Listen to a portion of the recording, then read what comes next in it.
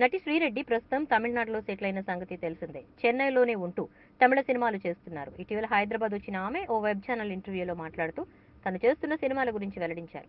ప్రస్తుతం రెడ్డి డైరీ అనే సినిమా చేస్తున్నాను. అయితే ఇది నా బయోపిక్ కాదు. ఇందులో సిబిఐ పాత్రలో నటిస్తున్నాను. దేవుడి దయ వల్ల లారెన్స్ గారి సినిమా చేస్తున్నాను. ఆయన అందరికీ చాలా సపోర్టివ్ గా ఉంటారు. లారెన్స్ నడిగర్ సంఘంలో ఉంటే చాలా మందికి న్యాయం జరుగుతుందని తెలిపారు. త్వరలో లక్ష్మీస్ వీర గ్రంథం చేయబోతున్నట్లుగా తెలిపారు.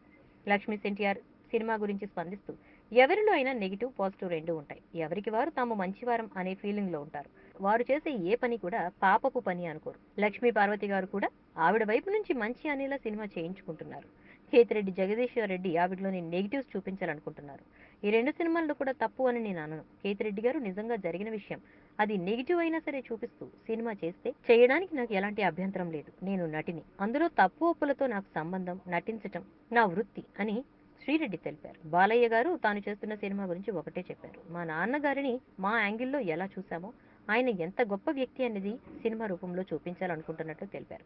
కొన్ని విషయాలు టచ్ చేయడం లేదని క్లియర్ గా చెప్పారు. లక్ష్మీ ఎన్టీఆర్ సినిమాలో ఆవిడ కోణంలో రైట్ అనిపించింది, ఆవిడ చూపించుకుంటున్నారు.